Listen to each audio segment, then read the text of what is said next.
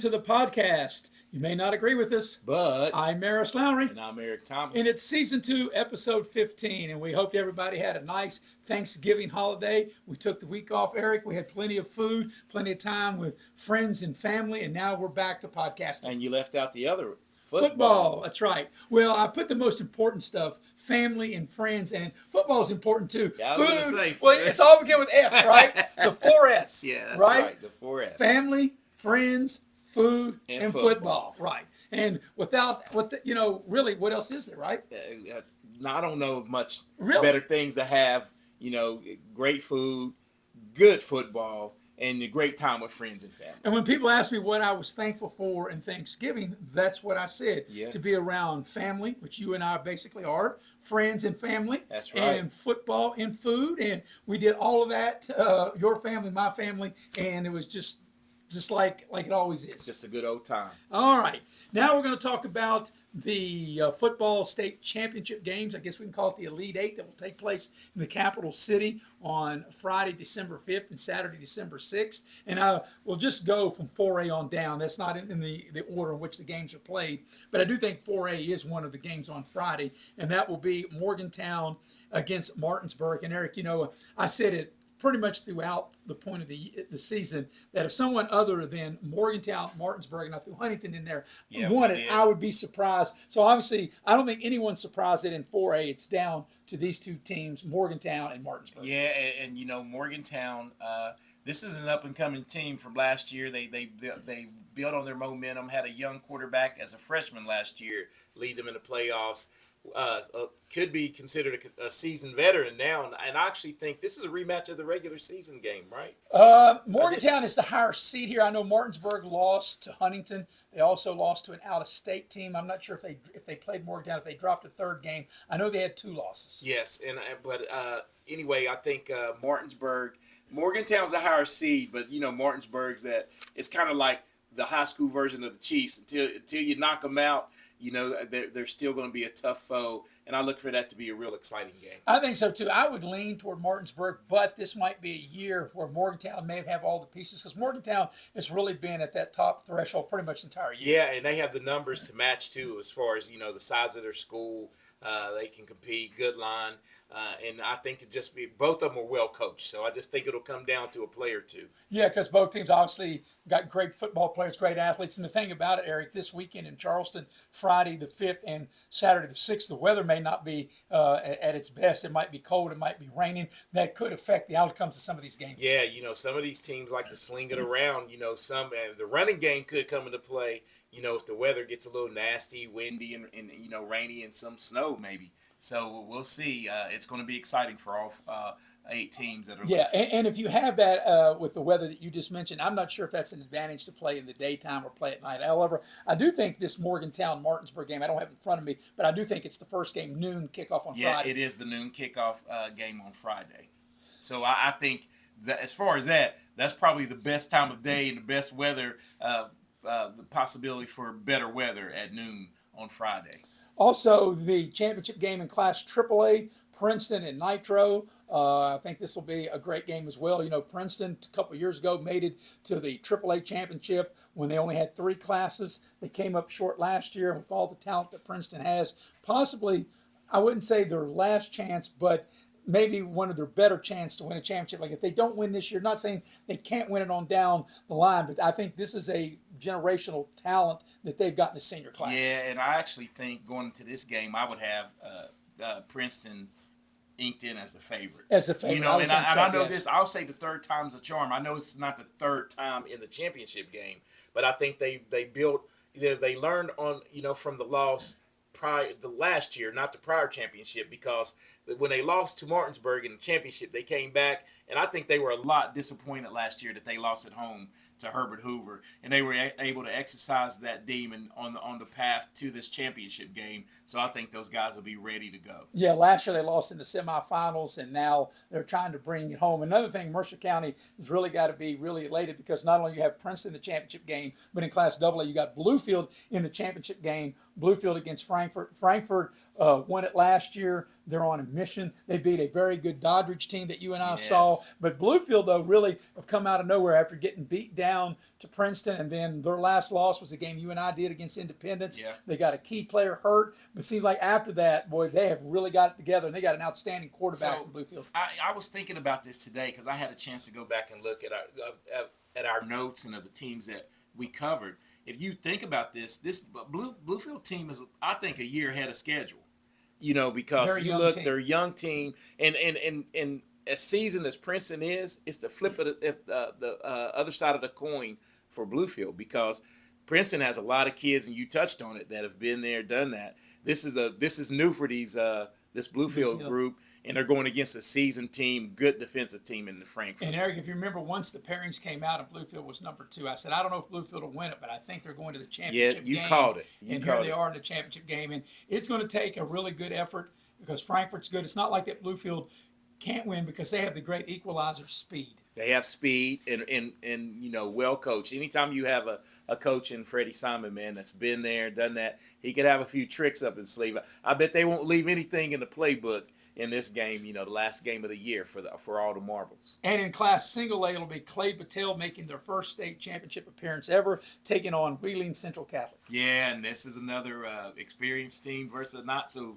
experienced team. But the CBs they've been upsetting people all along the way, so they may have one more win in them, man. That's going to be good for the first time a team gets there. That whole town will be in Charleston watching that game. Of the 4 games, this would be my heaviest lean to Wheeling Central. Oh, Wheeling Central, I think. I don't want to say big, but probably big. Yeah. Anyway, our podcast is brought to you in part by Modley's Plumbing and Heating. You can dial Modley's up at 304-253-HELP, by Window Road of Beckley, and also by Chick-fil-A at Harper Road and the Beckley Galleria. And we want to do what, Eric? You want to like, share, and subscribe at Warden Broadcast Network on YouTube, and also find us on Facebook. I'm Face, Eric's Book. That's right. Now we'll talk college football, and here we come down to championship week. And, this weekend on Sunday, we'll know who's in the college football playoff. And there's a lot to be decided. And first of all, we will start with the Big 12 championship game. And before we dive into the Big 12 championship game, I'll just let you touch a little bit on how Marshall's season ended and how West Virginia's season ended. Both very disappointing. Yeah, but West Virginia, in a heavy rebuild, both teams, and Marshall as well. But Marshall, I think, let the season slip away from them. They had 3 games left and only had to win 1 to get bowl eligible, and they pretty much they dropped them in decisive fashions. Even the game Saturday, it ended up 24-19. Right. But they never were really in the contest, and that kind of surprised me.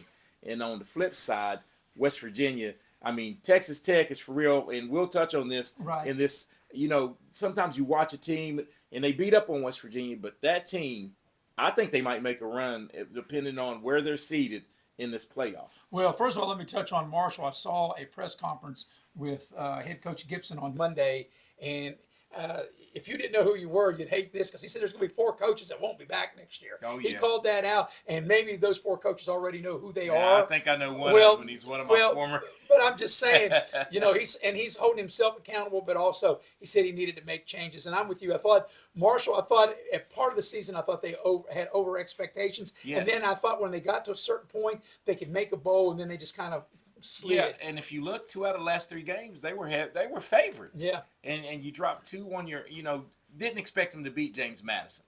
But I thought at Appy State had a chance to get that 6th win. And then to come home to lose to Georgia Southern, and Georgia Southern just went up and down the field on them. And it was, you knew there were going to be some heads rolling after that game. And the one odd note with West Virginia, I didn't realize this, that was their worst home loss since 1891. Yes. Yep. And, the one thing about it, of course, I think most West Virginia fans, the ones who really understand, kind of felt that this was not going to be a 7-8 win year. I thought because 5 and maybe sneak a 6th one in there. If they got the 6-6, that was probably their ceiling. Well, maybe. Well, but here's the thing: they were right there at 6. You win the Ohio game. You turn the most turnovers. You turn the ball them over several times in their side of the field, and then the Arizona State game was definitely right Right, there. that's what I'm saying. So that'd have been your sixth. And that's what I'm saying. I ceiling. thought Yes. that was their ceiling. Yes. And the floor, I didn't really have any idea. I thought 6 would be the most, but I figured somewhere they probably win 5, So but they ended up winning 4. let me, and this is not no moral thing, but I start looking at the Big 12 conference. If you look, I think West Virginia achieved a lot more than 2 teams that were ranked ahead of them in preseason. Well, Kansas State and Iowa State. And Kansas Yeah, Kansas threw a lot of money. They did not have a good year. In Colorado. Yeah. Colorado lost a lot, but they also brought in, top tier people. And they lost to West Virginia. And they lost to West Virginia. So right now you got a leg up on a couple. Just get out here and recruit. Tomorrow will be a big day for them as we record here on Tuesday. Wednesday is signing day. Right. And there was a lot of talk, and Utah had a great year, but I do think now for the championship game at Jerry's World on this coming Saturday, BYU and Texas Tech, obviously I think those are the 2 best teams in the Big 12. Now, here's the thing. If Texas Tech is already in the playoff, I think BYU has to win to get in. And then we'll touch on that. There are a lot of teams that don't want BYU to win. Notre Dame Saturday. does not want BYU They to win. Do not want. No. You don't want them. If you're right there and they're looking, you'd be out. But you would agree if BYU loses, they're out. Okay. Because I think there are a couple worthy teams behind them that would step up. And Texas Tech is a 10.5-point favorite. And Texas Tech beat them up pretty good in the regular season. I think they cover that. That Texas Tech defense, Maris, I know you don't like to watch a lot of Big 12. That defense might be the best. Far up front, it's as good as Ohio State's. And I really That's think saying a lot. I really think that after I watched them. If that's the case, I really believe this, and I think you'll agree with this, that if Texas Tech beats BYU, the Fighting Irish can pop their Irish whiskey about 3:30, because I think that would solidify Notre Dame, regardless of what happens anywhere else. I think that would put Notre Dame in. So another team that no one wants to win is Duke.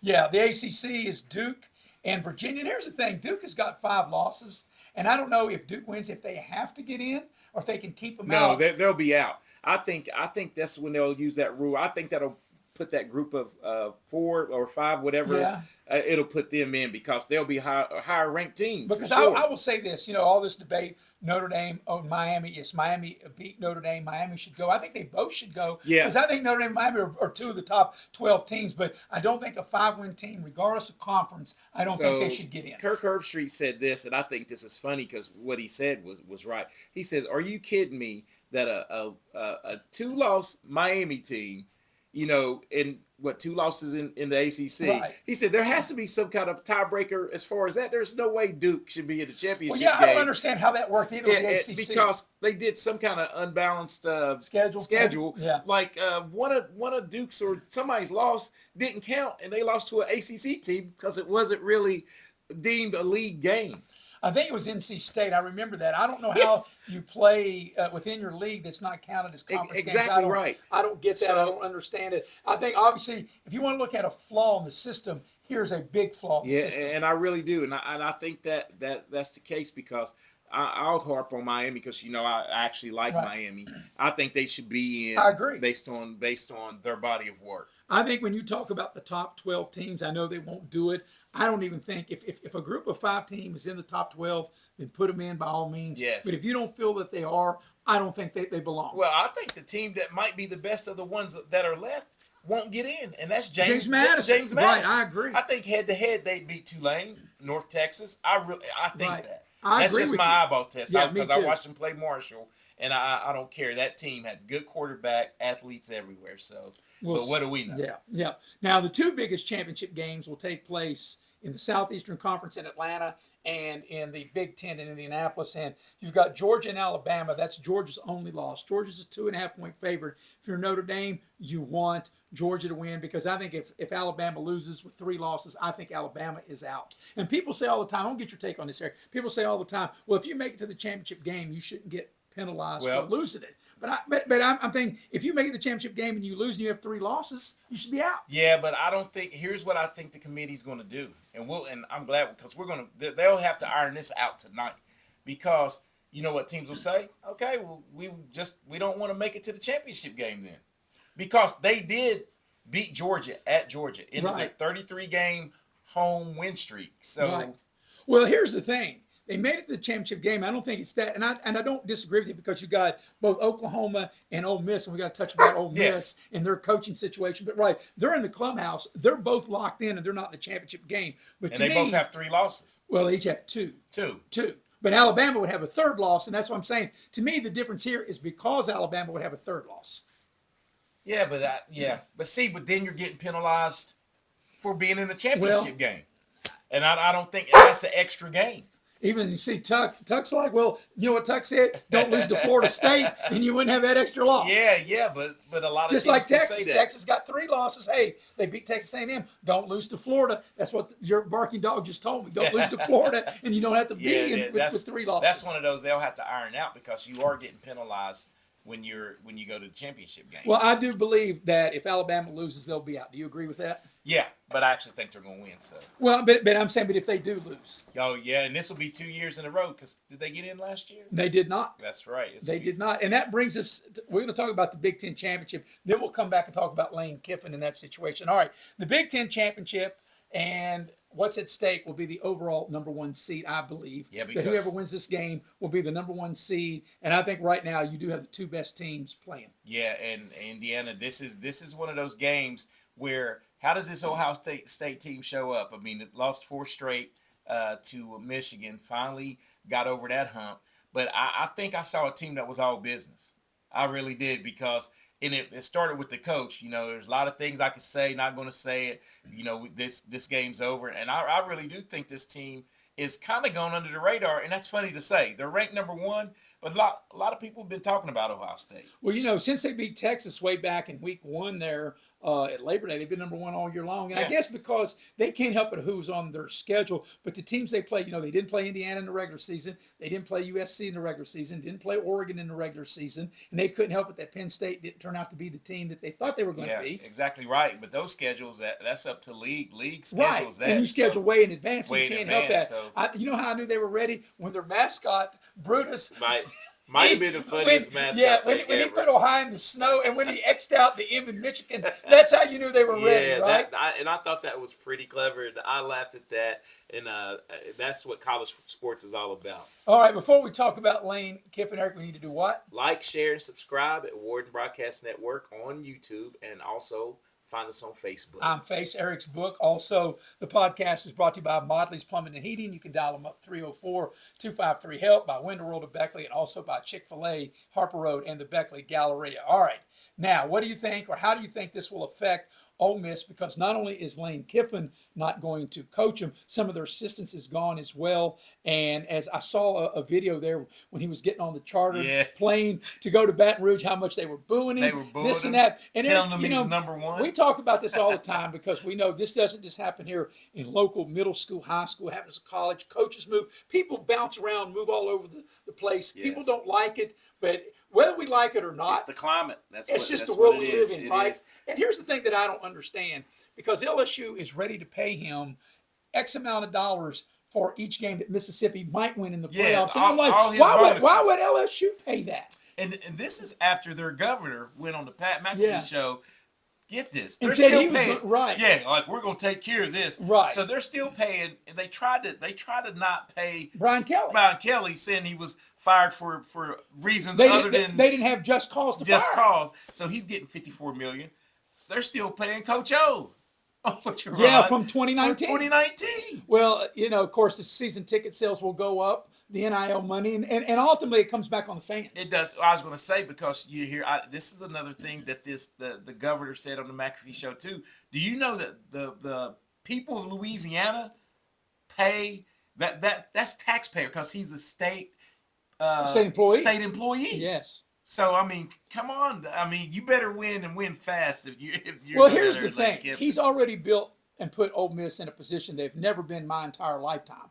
Now, you know, LSU, when you look at the history, LSU's history is better than Ole Miss, but you look where the programs are. He built Ole Miss, so I guess they're thinking if he can take Ole Miss and get them to where he's gotten them, why couldn't he do it with better resources? Will that happen? That remains to be seen. But if you're Ole Miss, I can understand the thinking, hey, if you want to leave, that's fine, but at least stay through the playoffs. But then again, you're like, Well, if he's going to leave, he may not put everything in to a Well, playoff. We may not want him Well, anyway. I can see where the Ole Miss would want him to go, but don't you think the players should have been able to vote on that? Yeah, because here's another thing too. Some of these players that if they want to transfer and go with him to LSU, They don't want to are get they hurt. going are they going to play in the bowl in a So playoff game? you've come full circle to what I want to say. Yeah. That could hurt Ole Miss tonight, Most definitely. or when they do the Well, I don't think they should penalize them as far as the rankings. I think it'll hurt them be on the field. Well, they did Florida State. I know, but I don't think they should. I didn't agree with that. Yeah, exactly. But it wound up being right what they did to Florida State, because look what happened to them in the bowl game. Well, because none of their players played. Right, because the quarterback got hurt, and Right. they were like, "Well, your team's Right. not the same." It could happen. I mean, yeah, anything's possible. And to me, as much as you and I and most people we hang out with love college football, to me, this is the biggest reason, and a lot of people, this may be a very unpopular opinion, what I'm getting ready to say.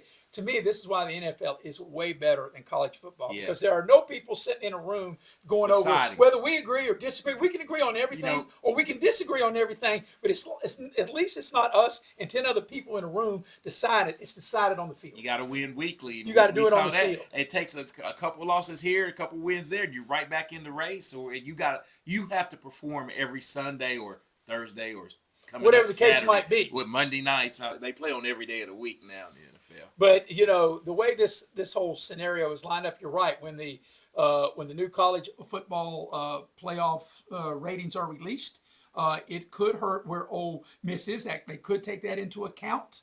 I don't know, and then again, they might wait and see what happens championship week. Correct. To see because that'll be the final. That'll be the final one, final which one. comes up on Sunday, December 7th. And really, at the end, like people ask me all the time, what do I think where Notre Dame should be or shouldn't be? And I say the only one that matters is the one on Sunday, December 7th. And really, that's the only one that matters. Yeah, but I'm anxious to see, because they could send a message with this first one, this next one that comes out.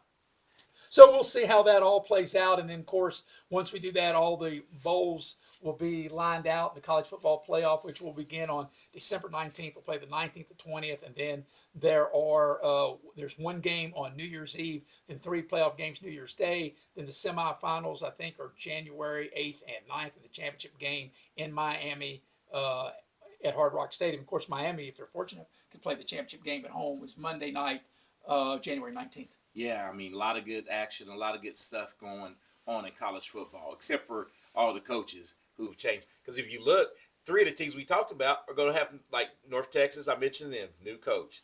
Tulane, their coach is gone. Coach. And, of course, Virginia He's Tech. sticking around. Yeah, Virginia Tech has got a new coach. Of course, it's James Franklin from Penn State. But I think UCLA, did I hear that they got a new coach? I haven't. I thought I saw heard that anything. maybe yesterday, but Penn State doesn't. And I saw where BYU's coach turned them down. They were all in on him. Penn State down. Yeah. I did see that this evening. So, the coaching carousel continues to move. And that's why I've always said this, Eric. You know where my stance is on players transferring. I've always said nobody says anything about coaches moving, That's one administrators thing moving, I've athletic always- directors moving. If they can do it, I feel players should have Yeah. that same freedom. Because think about what Lane Kiffin 3 years ago, to most of these players are going, hey, yeah, I'm there for the long haul. And then, hey, 91 million's calling it LSU. So those kids have to be locked in to where they're at. And here's another thing, Eric. And I thought about this today, and before this is maybe the last time we'll touch about this Lane Kiffin. But think about this. What if Alabama loses the game, and 2 years in a row they don't make the college football playoff, even though they won 9 games this year, and Right. I think 8 or 9 last year. They did. Their coach will be on the hot seat because that's like Alabama, 12 teams. That's blasphemy. You got to get in, You right? gotta be So in. what happens if Lane Kiffin goes to LSU and then they get rid of the Alabama coach and he coached under Saban at LSU? Yeah, What if Alabama comes calling and gives him more money than LSU? He's What's he gone. going to do? He's going to bolt and go there. And then LSU be paying another. There's nothing locked in, no matter how much they pay you, no matter what the buyout is. If you want to get out of it, you got a way to get out of it. way. And if they want you bad enough, they got a way to get you. So listen, no matter who your coach is, no matter where you're at, you're never safe on any level. They're going to have to start what you talked about, players, everything, NFL model. That's right. It's going to have to. It's They're going going to have to put a be. cap. They have to do something It has because, to. like I said, there's nothing to keep. What if Alabama doesn't do it? And some like, well, we're not going to give him any LI money. That's 2 years. He hasn't made the college football playoff, and it's been right. expanded. Yeah. They made it. Saban made it when how many times he made it when they had only 4 That's teams. right. Now they have 12 teams and they can't make it. Yeah, so a lot of pressure on Alabama to win Saturday. Yeah, and by the way, Georgia's 2.5 point favorite, and I know Alabama has really gotten the better of Georgia, but I think the dogs get them this weekend. Yeah, that's you hoping. Well, I am hoping, but I think they get it. All right, have we talked enough on college? Are we ready for the National Football League? And Eric, before we talk about the NFL, we got to do what? Like, share, and subscribe. Warden Broadcast Network on YouTube, and find us on Facebook. I'm Face, Eric's book, and also this podcast is brought to you by Modley's Plumbing and Heating. You can dial up Modley's 304-253-HELP by Window World of Beckley and by Chick-fil-A on Harper Road and the Beckley Galleria. All right, the National Football League. We're going to start with your beloved Dallas Cowboys. Got a great win over Kansas City on Thanksgiving Day. It made the turkey go down much easier for you. And it really, to me, especially with Philadelphia's loss, it puts Dallas really right back in the mix. I think so. And everyone's talking about whether the ninth seed right now. And I said their eyes should be on the division because you're 2 games out or 1.5 games out because Philly, you never know down the stretch. You just got to handle your business. That's why there's no bigger game than the next one on the schedule because I think every game from Dallas here on out is a playoff game. And you're reading my mind because that leads us to Dallas's next game, which is Thursday night. So Dallas and Detroit each played obviously on Thanksgiving, and Detroit has really slipped. Even though they beat the Giants, they had to rally to beat the Giants. They lost to the Eagles, they beat the Giants, and then they get beat at home to Green Bay, and now they're home again. This will be the 3rd straight home game for the Lions as they take on Dallas. And obviously, Dallas isn't the same on the road as they are at home. But Dallas's offense is really starting to click, and I think that this is going to be a really tight game. And like you said, Eric, it is going to be played like a playoff game. Yeah, and I think it goes back to what Dallas has been able to do. They had some bend but don't break defense. Kansas City got in the red zone, scored all 3 red zone trips, and I don't like that. But Dallas, when the game was on the line against Kansas City, it was punt. They forced them to punt. Got a turnover on downs. I mean, they did what they had to do to win the game. So I think early on against Detroit, they're going to have to be up to, get some stops early, let that offense get going, and maybe if they can play from ahead, I like Dallas's chance. And you're going to like this, though. Here's what I was telling one of my friends who's a Cowboy fan. We have to remember they embarrassed the Cowboys last year on national TV. Even had me yelling, they were throwing it to the lineman. They had all the trick plays coming out 49-7. So you don't think Dallas Cowboys thinking about that. Yeah, this will be a battle because you remember 2 years ago, Detroit thought they had beaten Dallas and they called a trick play back. The game was played in Dallas. Yes, it was between Christmas and New Year's. It was on New Year's. It was on New Year's Eve. Yeah, maybe. And they said that they didn't report. So this does have a little history in it, but both teams desperately in a need for a win. Yeah, and both teams will be playing desperate. And I think Detroit's got a lot of injury. They're gonna have to get some banged up guys to come back because their wide receiver St. Brown he left the game the other day with an ankle against Green Bay with an ankle injury. So this will be a short. Well, they both had 7 days, to try to get right. So I'm anxious to watch that one. Yeah, Detroit's a slight favorite. I think like 2.5 point favorite in the game. So I think that comes down to the final possession. I think it'll be played like a playoff game. That takes us into a big rivalry game on Sunday. Pittsburgh against Baltimore. Both teams coming off a loss. Baltimore got humiliated at home by Cincinnati on Thanksgiving night. In Pittsburgh, they had people booing and saying to fire Mike Tomlin just couldn't get any offense going at all. And Buffalo dominated them, ran all over them, and beat the Steelers at home. Yeah. Now, both teams are tied 6-6. The game played at Baltimore, the first of 2 meetings. This feels like whoever wins has really got control of the division. Yeah, and I think I'll have to go with the home team because I just don't see much out of this Pittsburgh Steelers. I don't. Highest paid defense on paper, highest paid defense in the NFL, and just not getting it done. And here's the thing about Baltimore. My take is Baltimore, as good of players as they have on the offensive side of the ball, they've been so inconsistent. They turn the ball over a lot. Baltimore 6.5 point favored. I think Baltimore wins the game, but I think 6.5 is a little bit much. Divisional game. Divisional games, especially Pittsburgh and Baltimore. You know how physical that game's going to get. I would take Baltimore to win, but I would take Pittsburgh plus the points. Yeah, that game could be like 18-15. Yes, a very low scoring game. I'm not sure what the over and under is. It's probably in the low 40s. I'll say 42. Yeah, probably in the low 40s. Maybe you want to lean to the under. And then also a big game that got moved from 1 o'clock to the late window, and that is one of the oldest rivalries in the history of the NFL, the Chicago Bears against the Green Bay Packers. And I don't think anybody thought the Bears would be where they're at. They're way out of hibernation. They're growling right now. They have the number 1 overall seed in the NFC as they go on the road to take on Green Bay. And they do, but I just really think the way they ran the ball on Philly surprise a lot of people. But I think the best defense, one of the top three defense units in the NFL, Green Bay Packers is one of them. Yeah, and And a I just divisional think them game. at home. And here's another thing too. Even though Green Bay's laying almost a touchdown, 6.5 here, I think that's a big stretch. Yeah, that's one of those though. Any divisional game and anything seven or over, you got to go with With the whoever's underdog, getting the right, points. right. Yes. And through the history, Green Bay has owned the Bears, but mainly because of Aaron Rodgers. Yeah. He was the guy. He said he was the governor Of of Chicago. Yes. Yeah. He the mayor, the governor, mayor, he everything. Illinois, Yeah, governor, yeah, Chicago, he all everything. that stuff. Because when he played for Green Bay, but this is a different Green Bay team, a different Chicago team, and I think with each week, especially with that big win over Philadelphia on the road, I think they're gaining a lot of confidence. Yeah, and I'm just excited that they're competitive now. The Bears, I think the NFL needs the Bears. The monsters in a big way. Yeah, you need them to be good. And of course, the Sunday night game feels like a do or die game for Kansas City. They're at home against the Houston Texans, which I think Houston may have the best defense. Now that is that I was going to say NFL. that is the best defense. Yes, in the I say NFL. I think they may have the best defense. Yeah, Kansas City's a slight favorite. They're playing at home. That want to make me take the Chiefs. That Kansas City can pull it out. Same way they pulled it out against the Colts. They were behind the whole day. Yes. They were down 29. They rallied to win. And I think that would be a low-scoring game. But I think Pat Mahomes will find a way for Kansas City to beat Houston. And I love what Pat Mahomes said, after the last loss against the Cowboys. He said, we're the type of team we can beat anybody, but we also can lose anybody. But obviously, the Chiefs, like anybody else, they play much better at home. That's right. And that stretch they had where they went to Denver and lost. And you look, all these were one-possession games. Denver, a one-possession game, they lost on the road. Buffalo, a one-possession game, they lost on the road. They came home and beat the Colts, one possession, and then they lost to the Cowboys on the road by one possession. So they lost 3 of those 4 games. That's a four game stretch. That's a great stretch. And now a 5th game with Houston, but because they're at home, I think the Chiefs pull off another one-possession win. Yeah, and I would go with the Chiefs too, because the Chiefs is still the Chiefs when they're playing at home.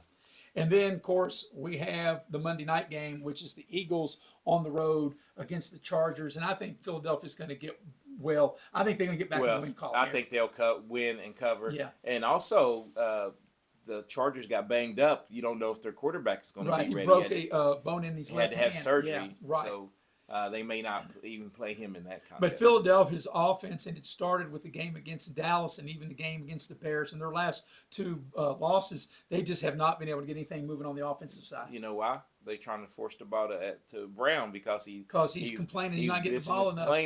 And he caught the ball 10 times, had 100 and some yards, and they got the they lost. And here's the thing too, Saquon Barkley has not been able to run all over everybody the way he did last year. And boy, do I know it. I'm feeling. He ran all over everybody, left footprints on everybody's chest, but not the case this year. And that's why I know you should look in your rear view, because you did win the Super Bowl. Yeah. But when the rushing title was there to be had, all years, the years are different. That's right. I would have went and got those yards and set the mark. All right, before we get to our barking dog, Eric, we need to do what? Like, share, and subscribe. Warden Broadcast Network on YouTube, and find us on Facebook. I'm Face, Eric's book. Also, this podcast is brought to you by Modley's Plumbing and Heating. You can dial them up at 304-253-HELP. Also by Window World of Beckley and by Chick-fil-A on Harper Road and in the Beckley Galleria. I'll tell you what, I had a hard time because there were about 2 or 3 barking dogs, and 2 of them I touched on.